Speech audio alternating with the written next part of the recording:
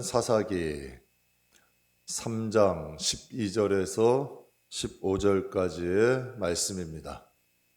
사사기 3장 12절에서 15절, 구약성경 364페이지입니다. 구약성경 364페이지.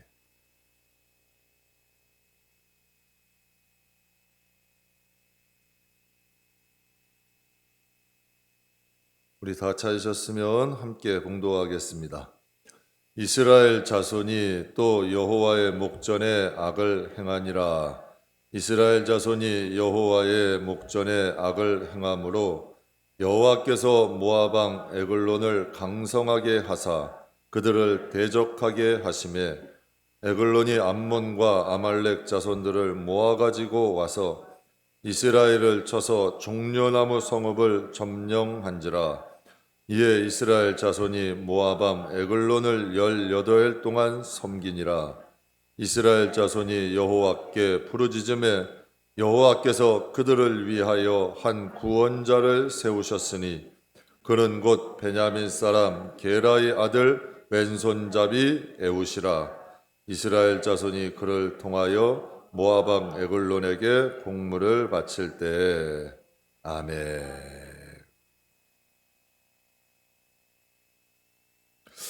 불리한 조건이란 제목으로 여러분과 함께 은혜 나누도록 하겠습니다.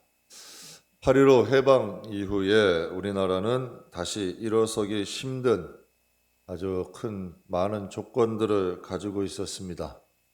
35년 동안 일제 강점기를 겪으면서 모든 땅이 황폐해졌습니다. 그나마 적은 자원마저 고갈되게 되고 땅 모든 산들은 벌거숭이가 됐습니다. 나라는 가난하고 교육 수준은 낮고 정치는 부정부패, 불법 자행되고 또 6.25 전쟁까지 일어나서 우리나라는 다시 일어서기에 정말 불리한 힘든 여러 가지 조건들을 가지고 있었습니다. 지금의 한국 땅을 보면 사람들이 이런 말 하죠. 한강의 기적이다. 저 한국 땅은 정말 기적이다.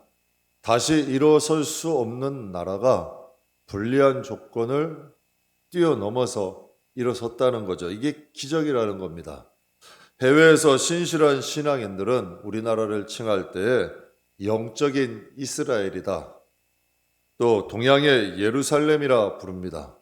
단기간에 여러 가지 토속신앙, 여러 가지 이방인 우상들을 섬기던 나라가 성령의 놀라운 역사로 부흥으로 기도하는 나라가 됐습니다.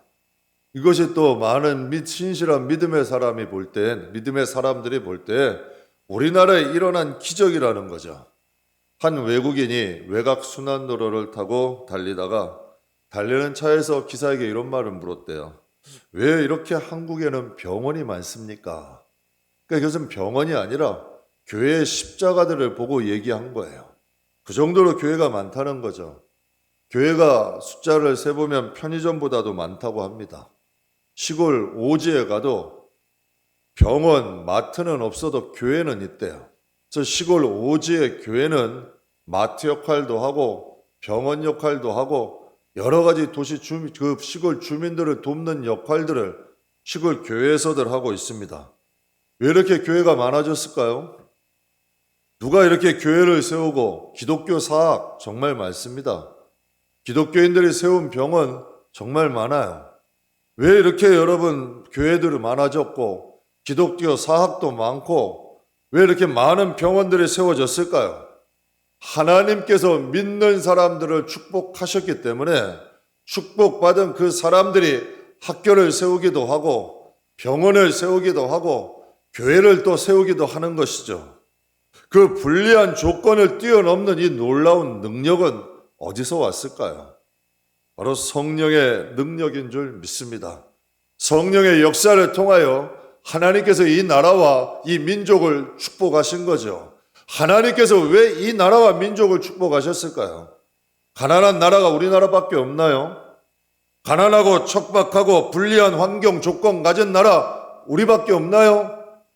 우리나라 외에도 동남아나 아프리카 지역 가면 정말 어렵게 사는 나라, 불리한 조건, 여러 가지 척박한 환경 가운데 있는 나라가 많습니다.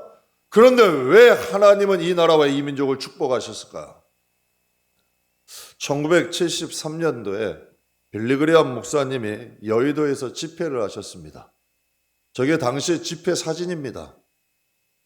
여러분, 모인 인원이 약 300만 정도 되었다고 해요. 김포 인구가 30만이었는데 지금 많아져서 약 50만 정도 됐다고 하는데요. 저 당시에 모였던 인구가 약 300만 정도 됐다 그래요. 저 인구 옆에 그 황무지가 있고 여러분 땅이 있고 보이는 건물이 있죠. 저게 여의도 순복음교회입니다. 처음 여의도 순복음교회가 세워졌을 때는 벌판이었어요. 건물이 없었습니다. 제가 초등학교 때 여의도 순복음교회 다녔었는데요. 여러분, 차가 없으면, 차가 끊기면 마포대교 건너 다녔습니다.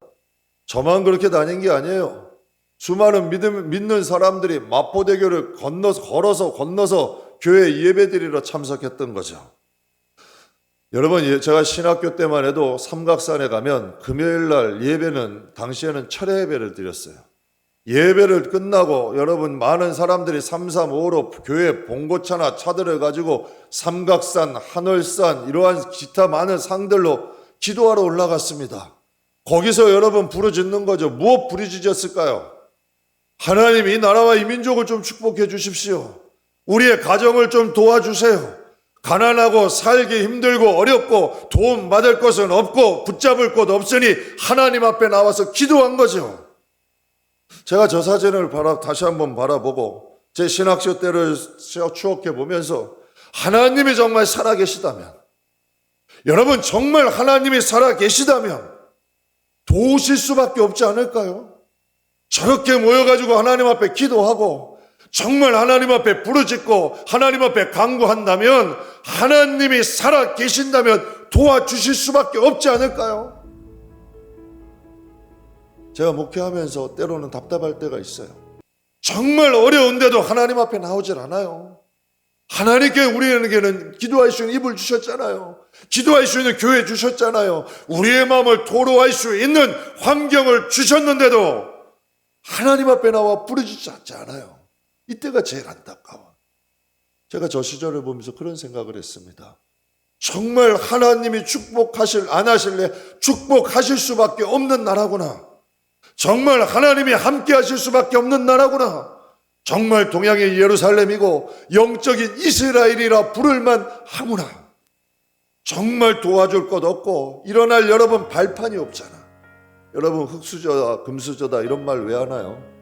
도저히 일어날 발판이 없으니, 나는 도저히 안 될 것 같으니까 우리가 그런 말 하지 않아요?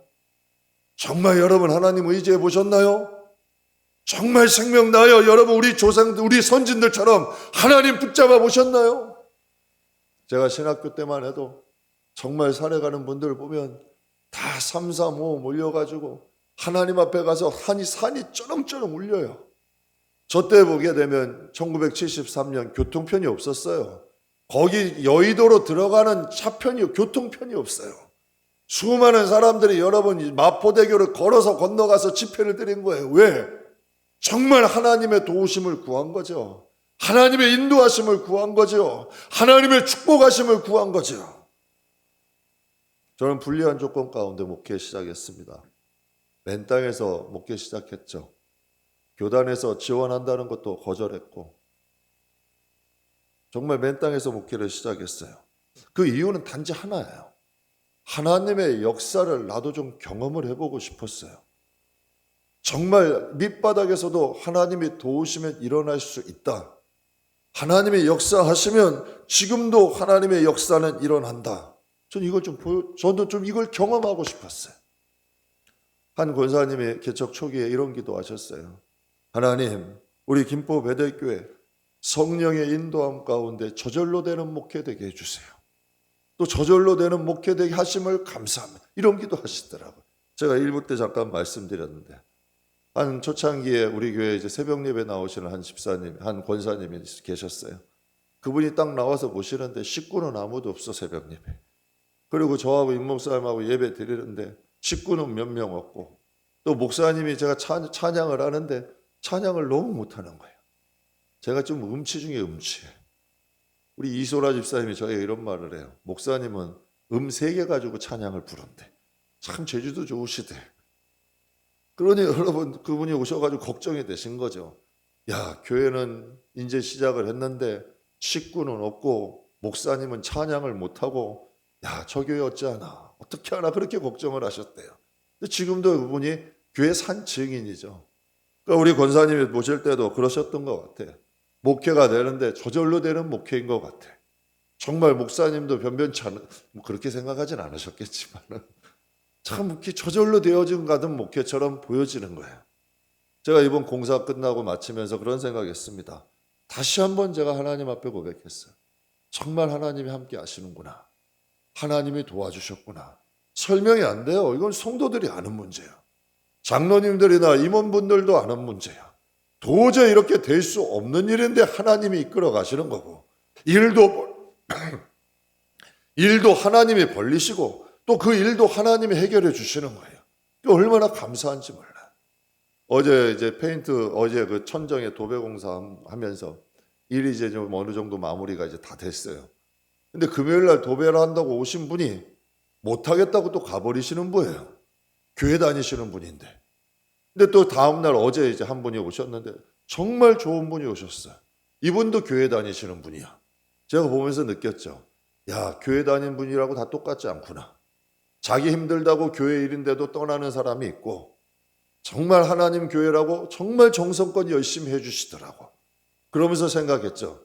아, 하나님이 이분 붙여주시려고 하나님이 그분을 가게 하셨구나. 그래서 우리 사장님이 그런 말 하시더라고요. 참 목사님, 그렇게 어떻게 일하시는 분들이 이렇게 다 좋은 분들만 붙여주세요. 우리는 여러분 어떻게 업체에 딱딱 일을 못 맡겼어요. 그 정도 공사비가 안 돼. 다 날일이라고 하죠. 다 하루 와서 일하시는 분들이요. 그런데 자기 일처럼 다 해주고 가시는 거예요. 그러니까 신기한 거지. 시간 딱 되면 여러분 대충 일하다가 가셔야 되는데 정말 자기 일처럼 해주고 가시는 거예요. 그래서 제가 고백했죠. 맞습니다. 하나님, 정말 하나님이 하시는 거예요. 정말 하나님이 이끌어 가시는 것을 다시 한번 깨닫게 돼.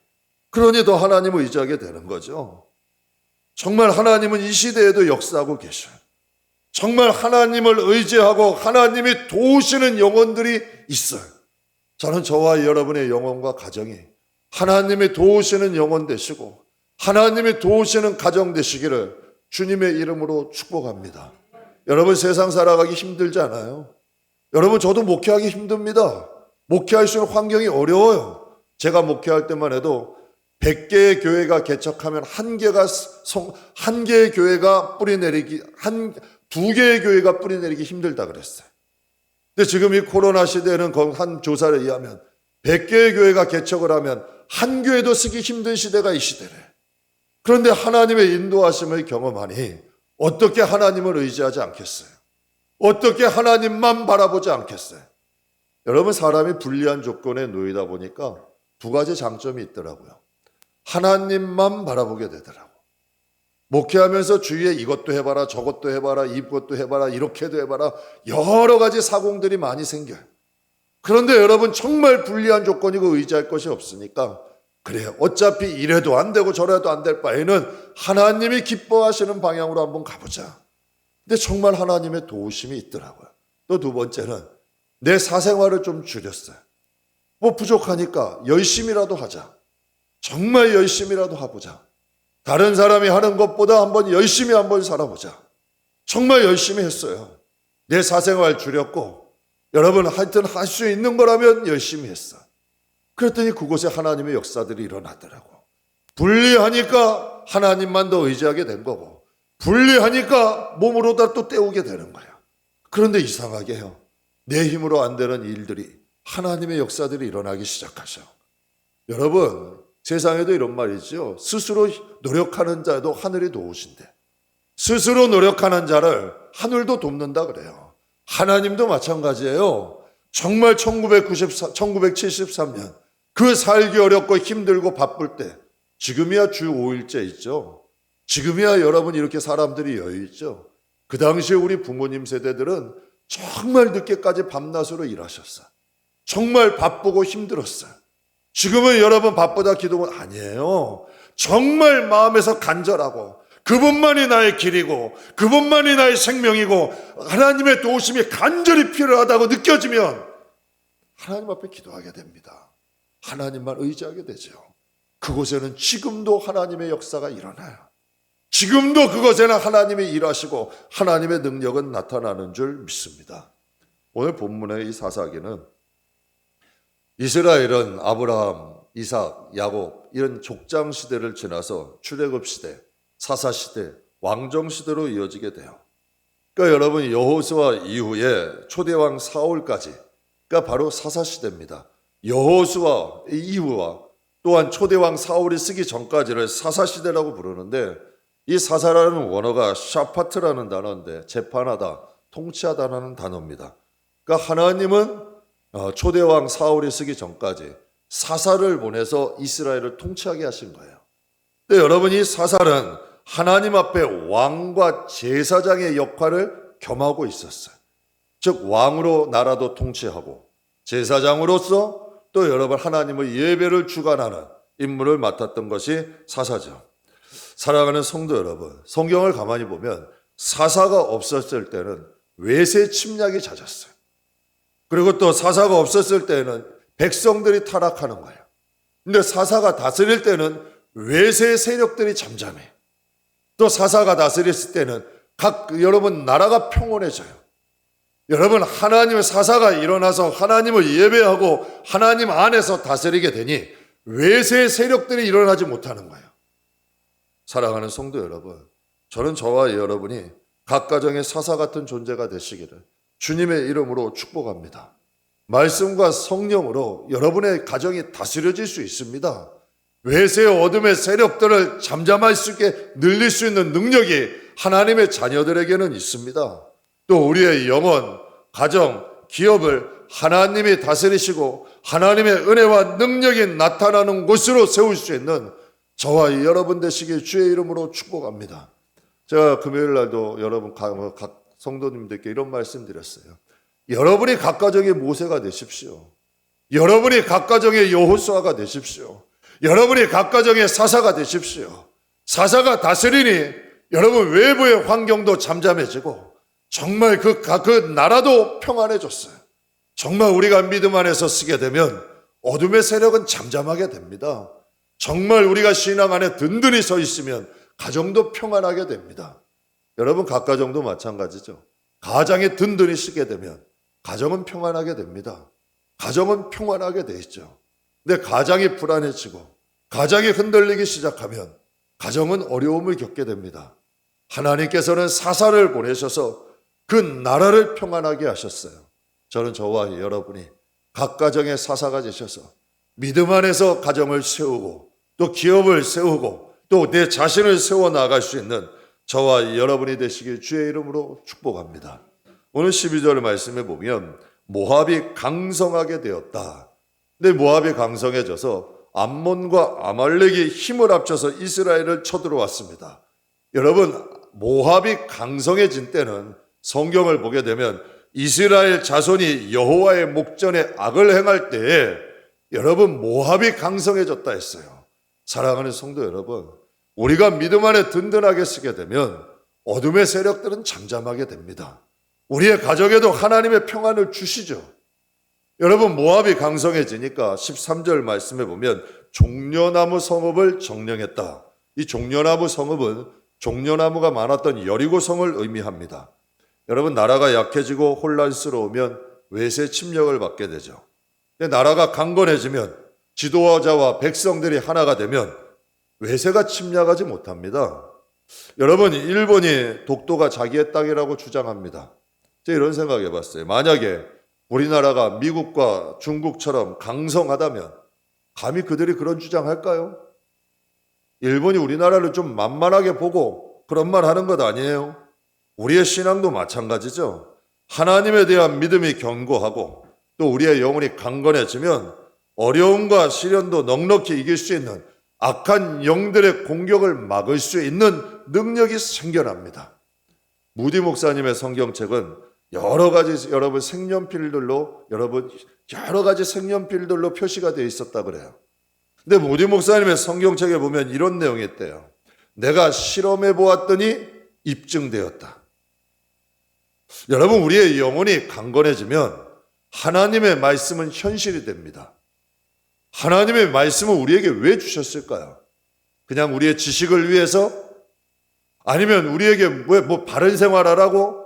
아닙니다. 성경은 이렇게 말씀하세요. 우리에게 본보기로 주셨다고 성경은 말씀하고 있어요. 여러분, 무디 목사님에게 성경은 그냥 추상적인 게 아니에요. 탁상 공론도 아니에요. 즉 실험의 대상이고 입증된 대상이야. 자기가 살아보니까 이 말씀대로 살아가니 하나님이 역사하셨다. 내가 실험해보니 입증되었다. 즉 말씀으로 강건하게 되고 우리의 영혼이 강건해지면 말씀은 현실이 됩니다.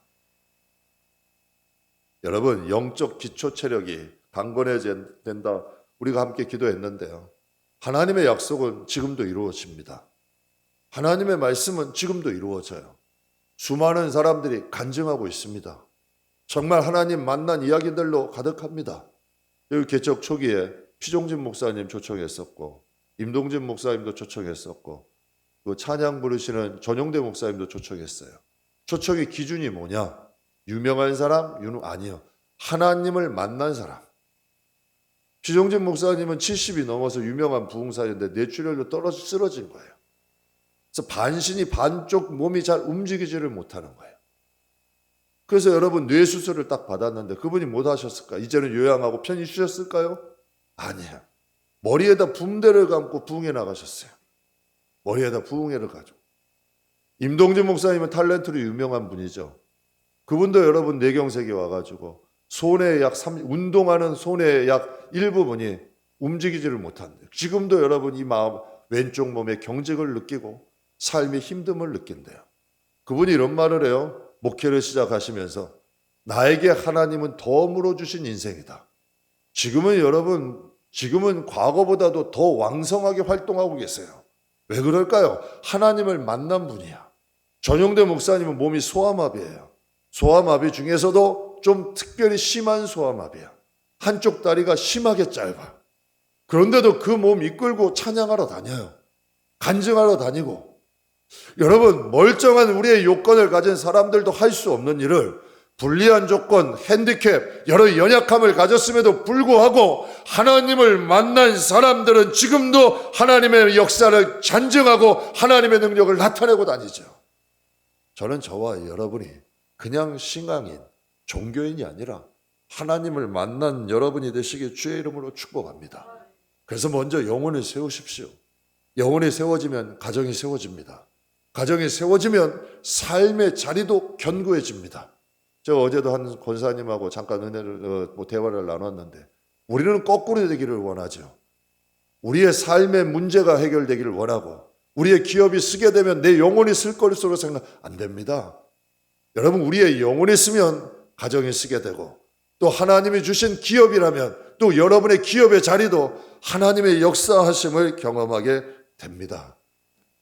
여러분, 오늘 본문 말씀에 보면 모압이 강성해져서 이스라엘 땅 여리고를 점령하여서 장장 18년 동안 여러분 그 땅을 점령했어요. 그리고 조공을 받았습니다. 즉 여러분 그 나라가 이스라엘이 모압의 노예가 돼버린 거예요. 이스라엘을 괴롭히고 고통을 준 거죠. 여러분, 우리가 삶을 살다 보면 가난은 우리를 여러분 억압합니다.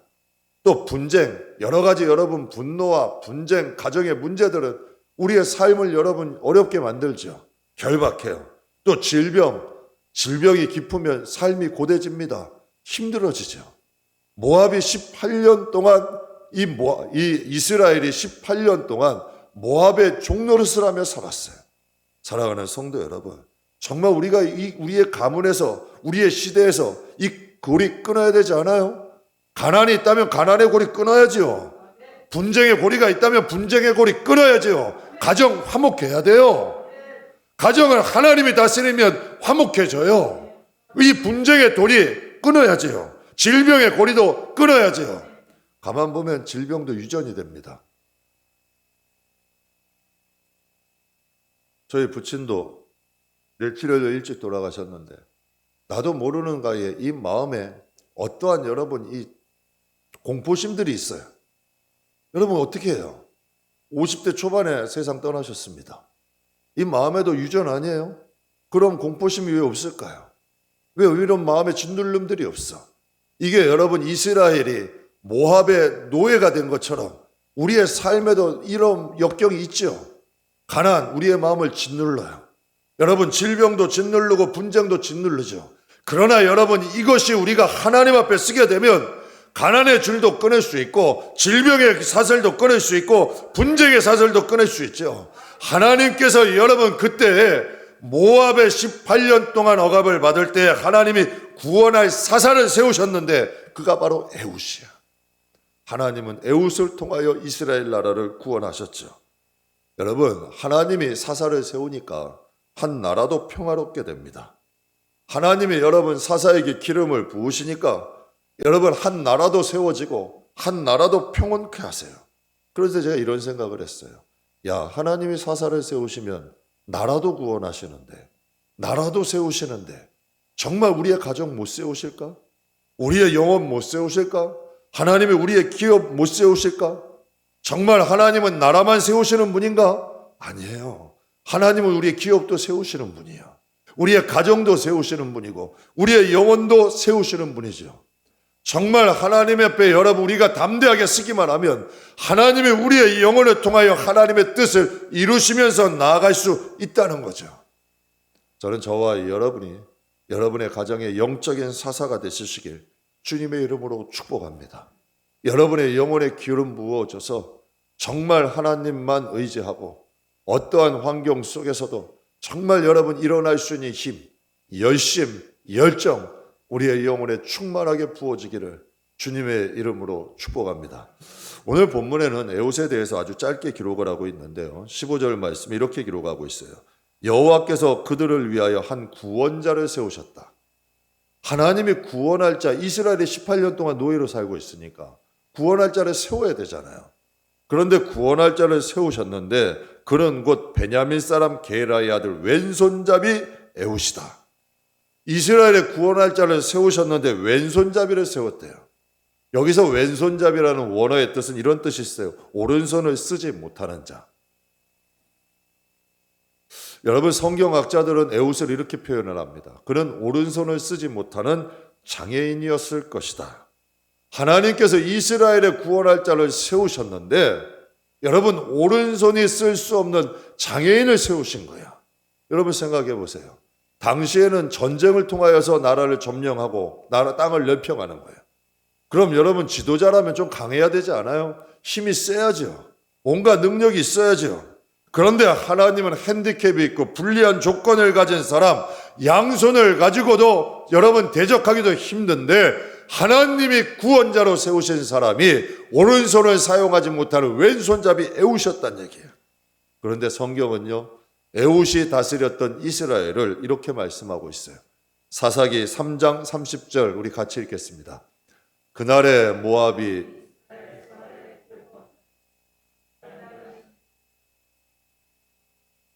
아멘. 그날에 모압이 이스라엘 수하에 굴복했대요. 그리고 이스라엘 땅에 80년 동안이나 평화로움이 왔다는 얘기예요.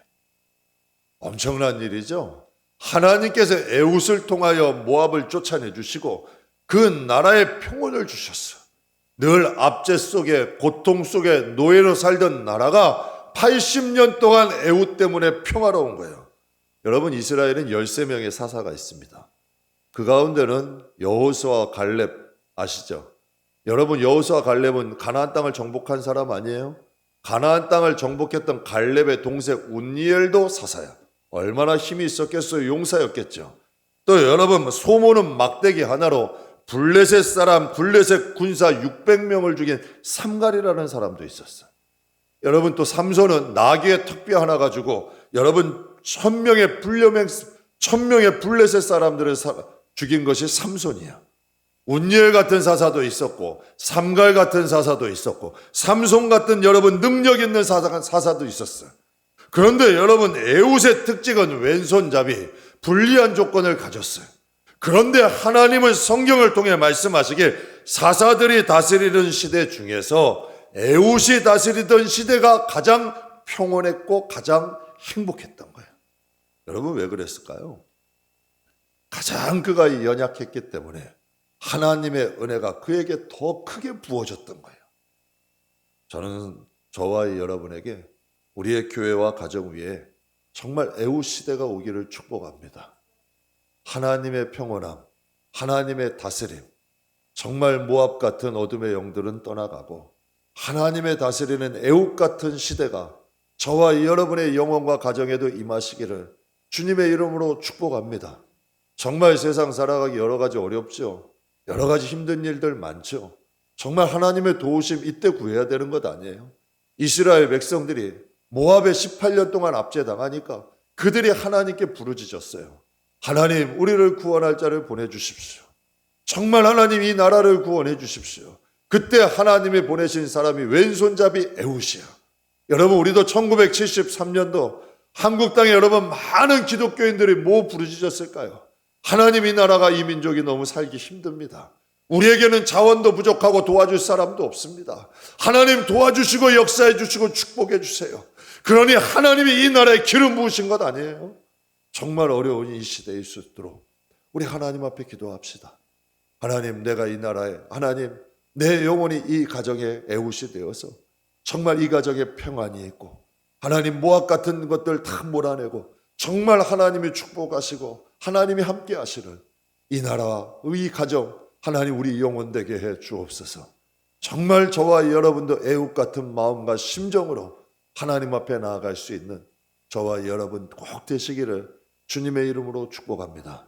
그렇다면 우리가 이 에훗의 은혜를 나누기를 원합니다. 그렇다면 에훗의 특징은 뭐가 있었을까요? 에훗의 첫 번째 특징은 에훗은 장애가 장점이 됐습니다. 여러분, 그 워치만이라는 유명한 사역자가 있는데 중국의 사역자가 그에겐 가시가 있었습니다.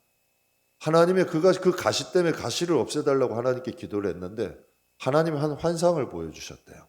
환상 가운데 큰 양자강을 건너가고 있는데 그 앞에 아주 큰 거대한 바위가 있더래요. 그 바위 때문에 그 강을 건너가지를 못하는 거예요, 배가. 그때 하나님께서 이런 말씀을 하시더래요. 내가 저 돌을 치워주랴. 더 돌을 넘어갈 수 있는 은혜를 주랴. 여러분, 바다에는 산들이 많습니다. 바닷물이 많기 때문에 그 산을 다 덮어버린 거예요. 그래서 우리가 찬양이 있잖아요. 물이 바다 덮음 같이. 정말 그 은혜가 우리를 사모한다. 우리가 찬양 부르는 가사의 내용 아니에요? 정말 수많은 산들이 물에 다 덮어버린 것 아니에요. 그래서 워치마니가 이렇게 기도했대. 하나님, 저 바위를 뛰어넘을 수 있는 은혜를 주십시오. 여러분, 에훗의 특징은 뭔가요? 에훗은 하나님이 그 단점, 핸디캡을 없애주신 것이 아니라 그 핸디캡, 그 불리한 조건들을 뛰어넘을 수 있는 은혜를 주신 분이 에훗이야. 즉 단점이 장애가 은혜가 되어버린 거죠. 모압 왕 에글론이 강성에서 암몬과 아말렉과 함께 쳐들어왔을 때 하나님이 에훗을 선택하셨어요. 여러분, 에훗이 얼마나 당황했을까요? 정말 이스라엘에 에훗보다 나은 사람 없었겠어요? 유능한 사람도 많았겠죠. 그런데 하나님이 에훗을 선택하셔서 에훗을 통하여 이스라엘을 구원하시겠대. 하나님께서 모세를 찾아오셨어요. 광야 미디안 강에 있는 모세를 찾아오셔서 내가 너를 통하여 이스라엘 백성을 건지겠다. 그때 그 모세가 하나님께 이런 말을 합니다. 하나님, 내가 누인데, 내가 누구인데 이스라엘 백성을 구원합니까? 하나님, 나 같은 사람이 나는 여기 작은 양물이나 치는 지금 목동입니다. 하나님, 나 같은 사람을 통해 어떻게 이스라엘을 구원합니까?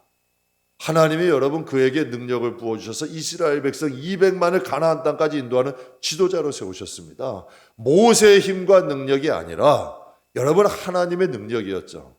여러분, 에훗도 얼마나 당황했겠어요. 나는 오른손에 장애가 있는 사람인데요. 하나님, 나는 부족한 사람이고 내 자신조차도 세울 수 없는 사람인데요. 그가 그런 말 하지 않았을까요? 베냐민 지파래요. 베냐민 지파는 여러분 지극히 작은 지파야. 소수의 지파가 여러분 이 베냐민 지파입니다. 당시에 연약한 지파죠. 오른손도 쓸 수 없는 장애인. 또 집안도 연약하고 정말 여러 가지로 불리한 조건을 가지고 있는 사람 아니에요? 그런데 이 에훗이 모압 왕 에글론을 죽이게 되는데 이것이 바로 이 에훗의 장애 때문이에요. 누구도 여러분 이 모압 왕 에글론은 에훗이 가까이 오는 걸 경계하지 않았어요. 또 모압의 군사들도 그를 경계하지 않았고 그의 모습은 전혀 사람들에게 위협이 되지를 못했어. 그러니까 여러분 그의 핸디캡이 장점이 된 거죠. 오히려 그의 연약함 때문에 모압 왕 에글론을 죽일 수 있는 기회가 생긴 거야. 하나님이 그를 사용하신 거죠. 사랑하는 성도 여러분, 하나님께서는 우리의 여러분 시기와 때에 맞게 우리를 사용하십니다. 우리가 연약함과 부족함이 있어도 하나님이 우리를 선택하셨다면 우리를 통하여 행할 수 있는 능력은 하나님이 위로부터 우리에게 부어주시는 거죠. 사도 바울이 이런 말을 했어요. 고린도후서 11장 30절에 내가 부득불 자랑할진대 나의 약한 것을 자랑하겠다. 내가 자랑을 하는데 나의 약한 것을 자랑한대요. 여러분 사도 바울은 어마어마한 사역자 아니에요? 정말 초인적인 사역을 한 사람 아니에요? 그가 겸손해서 이런 말을 했을까요? 아니에요. 자기 자신은 자기 자신이 제일 잘 알아요. 여러분 바울이 자랑할 것은 자기 자신의 연약함밖에 없었어. 왜? 자기 자신의 연약함이 있었기 때문에 하나님의 능력이 자신에게 나타났다는 것을 바울은 알았던 거죠. 여러분 학자들은 바울에 대해서 이렇게 얘기해요. 바울은 건강이 많이 안 좋았던 사람이에요. 바울은 안질이 있었어요. 바울이 쓴 서신서들 다들 여러분 거의 다가 대필이야. 눈이 잘 안 보여서 바울은 글을 쓰기가 힘든 사람이에요. 그래서 자기가 말을 하면 대필을 해줬던 거지. 그리고 성경에 보면 이런 내용이 있죠. 너희를 시험하는 것이 나에게 있다. 이것이 성경학자들은 바울에겐 간질이 있었다 그래요. 여러분 설교 사역을 하다가 피픽 넘어져 쓰러져 사람들에게 시험거리가 될 수 있다는 거죠. 또 언어의 장애가 있었어요. 말 주변이 여러분 뛰어나질 못했어요. 그래서 성경에 보면 이런 내용이 있죠. 내가 말에는 조라나 내가 이 글에는 능하다 그랬어요. 즉 언어에도 말로 표현하는 것이 부족했던 사람이에요. 그래서 여러분 바울이 에베소서 3장 8절에 이렇게 고백해요. 모든 성도 중에 지극히 작은 자보다 더 작은 나에게 이 은혜를 주신 것을. 바울이 이렇게 고백하는 거예요. 모든 성도들 중에도 지극히 작고 작은 나에게 하나님의 은혜를 주셨다 이렇게 고백을 해요. 하나님 앞에 자신이 너무나도 연약하고 부족하기 때문에 하나님의 그 능력이 자기에게 임했다는 거죠. 여러분 우리는 금그릇 아니에요. 질그릇 아닙니다. 우린 연약한 그릇이 맞아요. 그래서 고린도후서 4장 7절에 보면 바울이 이렇게 고백해요. 이 보배를 질그릇에 가졌으니 이는 심히 큰 능력은 하나님께 있고 우리에게 있지 아니함을 알게 하려 하십니다. 우리가 하나님 앞에 연약한 질그릇이지만 하나님께서 우리에게 여러분 그 보화를 질그릇 속에 우리에게 하나님께서 임하셨다는 거예요. 그래서 성경에 말씀하시기를 심히 큰 능력이 하나님께 있고 우리에게 있지 아니함을 알게 하려 하셨다. 여러분 우린 질그릇은 맞습니다. 그러나 우리는 약점도 많고 불리한 조건도 있습니다. 그렇기 때문에 우린 더 하나님을 의지해야 합니다. 에글론의 약점, 에글론의 불리한 조건을 하나님께서 그에게 장점이 되게 하셨어요. 그의 연약함이 있었기 때문에 모압 에글론을 죽일 수 있었고 또 여러분 그의 연약함이 있었기 때문에 더 하나님을 붙잡을 수가 있었죠. 사랑하는 성도 여러분, 때때로 우리가 이 세상 살아갈 때요 연약함을 느낄 때 있습니다. 내 자신의 한계를 느낄 때가 있죠. 그때마다 우리도 하나님을 의지합시다. 하나님이 기뻐하시는 삶을 살아갑시다.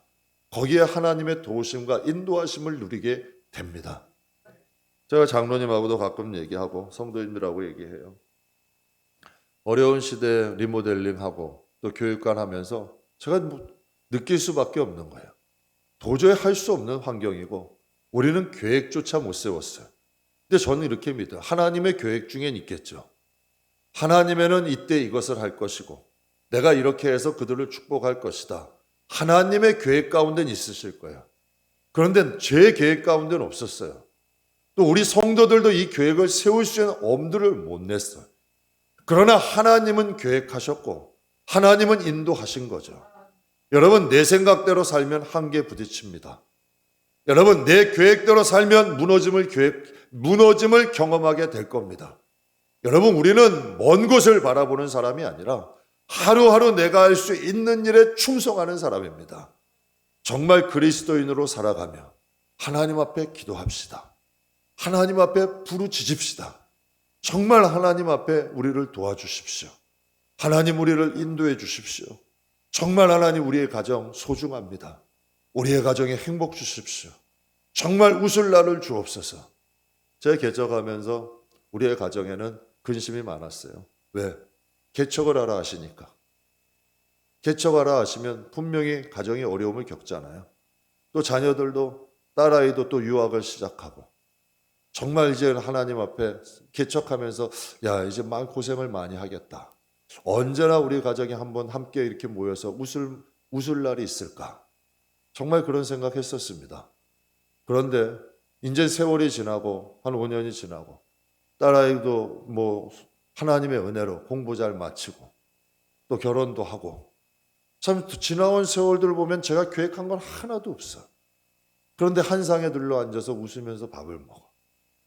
제가 그거 생각하면서 그런 마음이 들더라고요. 하나님은 살아계신다. 하나님은 정말 하나님을 의지하면 그 길은 하나님이 열어주신다. 우리는 하나님의 자녀입니다. 정말 두려웠고 무서웠어요. 과연 할 수 있을까? 우리 가족들 고생시키는 것 아닌가? 그래서 교회만 살았어요. 그래서 하나님만 바라보려고 노력했고 그냥 하나님이 시키는 일이면 몸 좀 부서지는 그래도 하나님이 건강은 주셔서 열심히 했어요. 그런데 참 이상하죠? 내가 세우지 못하는 계획을 하나님이 세워주셔. 그래서 제가 그런 마음 먹어요. 하나님은 내가 사랑하고 내가 좋아하는 걸 아신다. 하나님은 내가 가정을 사랑하시고 또 내 영혼을 소중히 여기신다는 확신이 생긴 거예요. 우린 질그릇입니다. 보아 되신 주님 모시십시오. 그러면 약점도 장점됩니다. 우리의 핸디캡이 장점이 되는 수가 있습니다. 하나님의 역사하시는 거죠. 하나님은 우리를 통하여 하나님의 살아계심을 나타내기를 원해요. 또 우리와 함께 하신다는 것을 드러내시기를 원하는 거예요. 내가 유능하고 내가 잘하는 게 아니라 정말 저 영혼 가운데 하나님이 지키시고 저 가정은 하나님이 지키시는 가정이다. 하나님이 함께 하신다 하는 것을 나타내기를 원하시는 거지. 그래서 이스라엘 백성들을 통하여 본보기를 보이신 거예요. 그들이 하나님을 섬길 때 그들의 나라가 평안해. 그들이 하나님 앞에 바로 섰을 때 외세가 잠잠해. 그러나 그들이 타락했을 때 외세가 일어나. 모압도 일어나고 암논도 일어나고 아말렉도 일어나고 또 그 나라가 타락했을 때 그 나라도 불안해져. 그런데 하나님을 바라보며 하나님을 의지할 때 연약함이 강하게 하시고 그들의 가정, 그들의 나라에 평안을 주신 거죠. 여러분, 분명히 에훗은 불리한 조건을 가지고 있습니다. 그러나 하나님은 정말 연약했던 그들을 위해 하나님의 능력이 함께 하셨어요. 여러분, 능력 있는 사람, 재능 있는 사람들을 보면 대개 하나님이 응답하시면 거기서 끝이야. 왜? 자기 자신의 힘으로 한 줄 알아. 자기의 재능으로 한 줄 알아. 그래서 거기에서 끝이에요. 그런데 연약한 사람, 정말 불리한 조건을 맞은 사람들은 끝까지 사용하더라고. 끝까지 하나님이 쓰셔. 왜? 자기의 약함을 알거든. 여러분, 바울의 끝이 좋아. 바울이 왜 끝이 좋았을까요? 그에게는 안질도 있었어. 간질도 있었어요. 그에게는 여러분 그런 필력도, 그에게는 여러분 말주변도 없어. 그가 뭐 의지했을까요? 그래서 자랑한 거예요. 나의 약함을 자랑한다. 나는 작은 자다. 성도들에게 지극히 작은 자인데 하나님이 나를 이렇게 쓰신다. 그러니 마지막까지 쓰시는 거예요. 제가 신문에서 소양 가수가 간증한 내용 봤어요. 이 소양이라는 가수는 여러분 목소리 자체가 좋은 사람이에요. 그래서 여러분 해외에서도 이 소양의 목소리를 인정을 해. 해외에서 인정하는 가수예요. 그런데 여러분 그가 이런 고백을 하더라고요. 나는 내 목소리가 우상이었다. 목소리가 우상이 되었다는 거예요. 그래서 하나님께서 그에게 성대결절을 쓰고 그의 목소리를 잠기게 하신 거예요. 그때 그가 깨달았다는 거죠. 이것도 하나님이 나에게 주신 것이다. 그래서 지금은 하나님께 영광 돌리고 살잖아요. 똑같은 목소리라도 하나님이 사용하시는 목소리가 되었잖아요. 사랑하는 성도 여러분, 우리가 인생 살다 보면 불리한 조건이 있습니다. 그 하나님이 주신 선물입니다. 내게 나와라. 내게 부르짖어라. 내가 반드시 애국과 같은 사사를 보내서 너희 영혼과 가정을 축복할 것이다. 하나님이 우리에게 주신 선물입니다. 사랑하는 성도 여러분, 하나님을 의지합시다. 그래서 핸디캡이 장점이 되는 정말 하나님의 이름을 찬양하고 하나님만 높이는 저와 여러분 되길 주의 이름으로 축복합니다. 두 번째 에웃의 특징은 하나님은 에웃의 오른손이 되어주셨어요. 에웃은 오른손이 장애잖아요. 이스라엘에서 오른손은 권능의 오른손, 하나님을 상징해. 그래서 하나님의 권능을 상징하는 게 오른손이에요. 근데 에웃은 오른손에 장애가 있잖아. 그러니까 하나님이 친히 에웃의 오른손이 되어주신 거예요. 그러니까 하나님만 의지하는 에웃의 오른손이 되어주셔서 정말 인간이 할 수 없는 놀라운 일들을 하나님이 에웃을 통해서 하신 거죠. 여러분, 에웃이 다스리는 시대에 80년이라는 큰 평안을 하나님이 주셨어요. 왜 이 긴 평안이 왔을까요? 에웃의 능력, 에웃의 힘 아니에요. 에웃이 하나님을 의지하니 하나님이 그의 나라에 그의 가정에 평온을 주신 거죠. 80년 동안 가장 긴 세월에. 여러분, 요셉이 17세 형들에게 팔려가지고 애굽에 갔습니다. 그가 아는 기술이 뭐 있을까요? 재능이 뭐 있겠어요? 그에게는 오직 하나밖에 없어. 아빠 야곱에게 배웠던 신앙. 그거 하나밖에 없어. 그가 노예로 팔려갔을 때 그가 재주가 있어요? 능력이 있어요? 그가 의지했던 건 하나님이야. 성경엔 이렇게 기록하고 있어요. 요셉으로 인하여 보디발의 집을 축복하신 거예요. 여러분, 사람도 있죠. 뭐 기업하시는 분들 직원 하나만 잘 둬도 여러분 그 기업이 일어서요. 가정에도 사람 하나 잘 들어오면 가정이 일어선다 그래요. 여러분, 사람 한 사람으로 인하여 가정이 쓰기도 하고 무너지기도 해요. 여러분, 우리의 영혼도 마찬가지 아니에요? 요셉도 그랬던 거야. 보디발이 느낄 때 요셉이 온 다음부터 잘 되는 거야. 요셉이 온 다음부터 무엇인가 잘 돼. 그러니 모든 걸 요셉에게 맡긴 거예요. 요셉이 감옥으로 가니 또 감옥도 잘 돼. 감옥도 평온해져. 성경에 이렇게 기록되어 있어요. 하나님이 요셉이 가는 곳마다 형통하게 하시더라. 하나님은 아브라함에게 너 복받아라 하지 않았어요. 너가 복이 되라 하셨지. 내가 가는 곳마다 복될 것이라는 거예요. 아브라함이 가는 곳마다 복된 거예요. 그래서 우리가 이런 얘기하죠. 우린 영적인 아브라함의 자손이다. 그래서 신앙 믿음의 자손이 되었고 그를 통하여 우리도 하나님의 축복을 받는다 생각합니다. 사랑하는 성도 여러분, 하나님이 여러분의 오른손이 되시길 주님의 이름으로 축복합니다. 우리에게 자랑이 있죠? 뭔가 능력이 있죠? 아니요, 그거 하나님이 주신 거예요. 그래야 더 크게 쓰실 수가 있어요. 그래야 하나님이 더 크게 역사하실 수가 있어. 내 생각으로 여러분, 하나님이 역사하실 때 가장 큰 장애가 뭔지 아세요? 바로 내 자신이야. 내가 하나님을 한정지어. 내가 하나님을 막아. 이게 바로 내 자신이야. 항상 우리가 기도하면서 성령 안에서 꿈을 가지고 희망을 가지면 꿈이 없는 백성은 망한다 하죠. 성령은 꿈을 주시는데 우리는 현실을 봐. 성령은 우리에게 이상을 주시는데 우리는 여러분 내 이성을 생각을 해. 아니에요. 믿는 사람은 꿈꾸는 자가 돼야 돼. 성령이 오시면 여러분 젊은이들은 환상을 보고 노인들은 꿈을 꾼다 했어요. 여러분, 제가 아는 한 원로 신앙인 분이 계셔요. 그분 70이 넘으셨어요. 아들이 그렇게 고백을 한대요. 아버지의 인생의 절정은 50대였는 줄 알았는데 아버지의 인생의 절정은 60대네요. 그러면서 그가 이렇게 얘기를 한대요. 자식이. 아버지의 70대가 기대됩니다. 전 이 마음이 설레더라고요. 자식이 볼 때 그 아버지가 꿈을 가지고 살아가는 거예요. 희망을 가지고 살아가는 거예요. 그분 암이 2개나 걸렸습니다. 그런데도 희망을 품고 사역하는데 정말 하나님이 그 지경을 넓혀 가시는 거예요. 여러분, 암이란 게 한계가 아니라는 거죠. 나이라는 것도 한계가 아니라는 거죠. 하나님이 꿈을 주시고 비전을 주시면 얼마든지 하나님의 역사는 지금도 일어나는 거예요.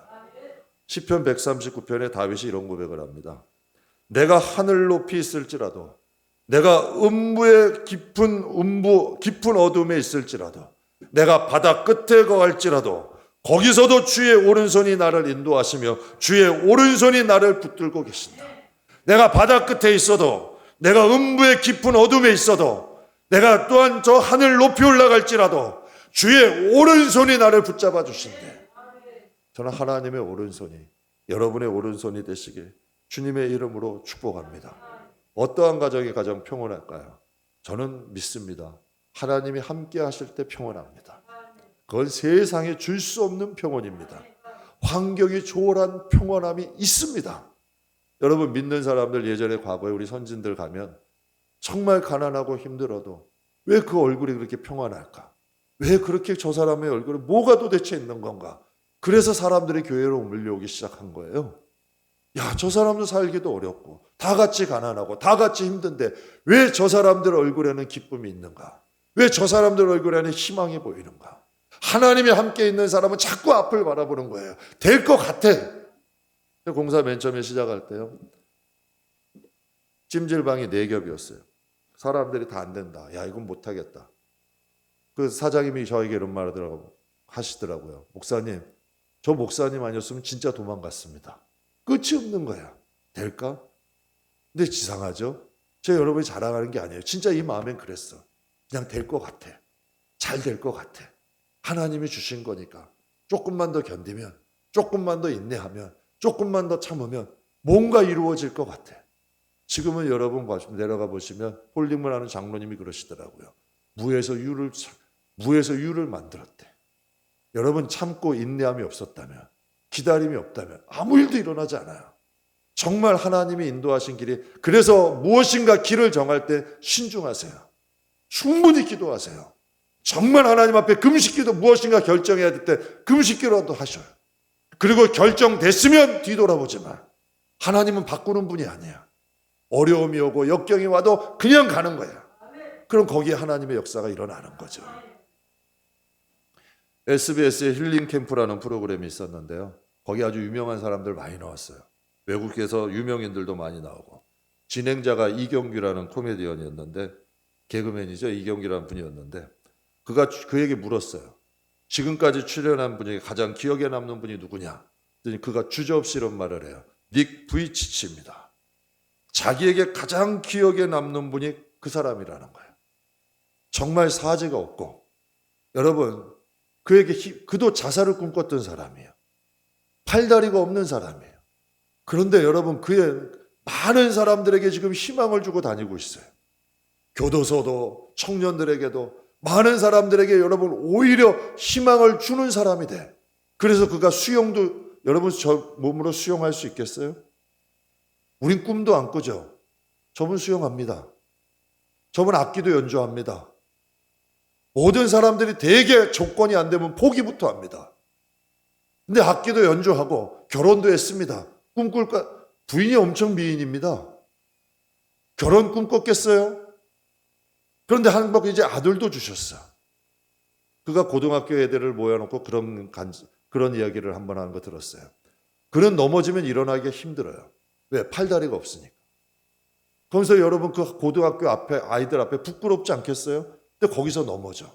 몸이 막 뒹굴뒹굴 굴러. 그런데 그러면서 이런 얘기를 하더라고요. 너희들이 인생 살다 보면 넘어질 때가 있을 거야. 그러나 절대 포기하지 마. 나는 이렇게 100번을 넘어져도 100번을 다시 일어나려고 노력할 거야. 그러면서요, 막 머리, 어깨 막 사지를 비틀어가면서 거기서 일어나는 거예요.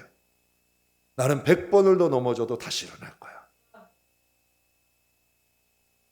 제가 그거 보면서 정말 부끄러웠어요. 정말 부끄러웠어요.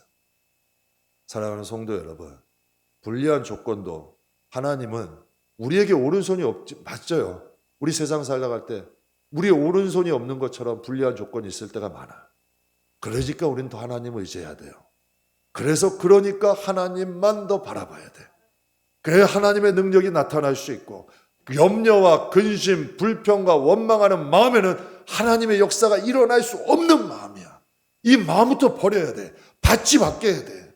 씨가 아무리 좋아도 길가밭, 돌짝밭, 가시밭에는 열매가 맺힐 수 없잖아요. 그러니 이것부터 버려야 하나님의 역사가 일어나는 거예요. 여러분, 큐티로 유명한 김양재 목사님, 여러분 잘 아실 거예요. 큐티 뭐 다른 뜻 아니죠.